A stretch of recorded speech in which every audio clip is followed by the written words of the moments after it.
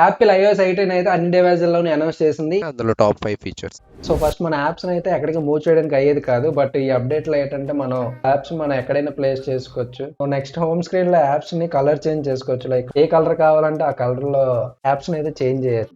Final గా Apple iPad కోసం ఒక కొత్త యాప్ అయితే లాంచ్ చేసింది. అదే క్యాలిక్యులేటర్. ఈ క్యాలిక్యులేటర్ మనం 2+2 అని రాస్తే అది ఆటోమేటిక్ గా దాని ఆన్సర్ చెప్పేస్తుంది.